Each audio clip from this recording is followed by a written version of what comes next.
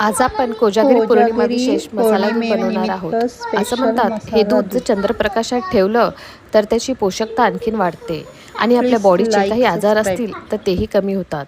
हा दूध मसाला बनवण्यासाठी 10 काजू, 10 बदाम, 10 पिस्ता एखाद्या पॅनमध्ये थोडेसे ड्राय रोस्ट करून घ्यायचे. थंड झाल्यावर मिक्सी जारमध्ये काढून घ्यायचे. त्यामध्ये थोडीशी विलायची, 2 ते 3 चमचे मिल्क पावडर, थोडी दुधाची कन्सिस्टन्सी घट्ट होण्यासाठी, केशर आणि थोडीशी हळदीमुळे ह्याची पोषकता आणखीनच जास्त वाढते आणि ह्याला आपण 2 महिन्यापर्यंत फ्रीजमध्ये स्टोअरसुद्धा करून ठेवू शकतो. मिल्क मसाला तर रेडी आहे.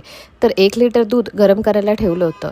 10 मिनटं चांगलं बॉईल झाल्यानंतर त्यामध्ये अर्धा वाटी साखर ॲड केली. दूध व्यवस्थित एक 10 ते 15 मिनटं बॉईल करून घ्यायचं. त्यानंतर 4 चमचे 1 लिटरसाठी मिल्क मसाला ॲड केला. परत 10 मिनटं बॉईल केल्यावर दुधाचा रंग छान बदलला. त्यामध्ये आवडीनुसार आपण चारोळी ॲड केली आणि सर्व्ह केलं. थँक्यू.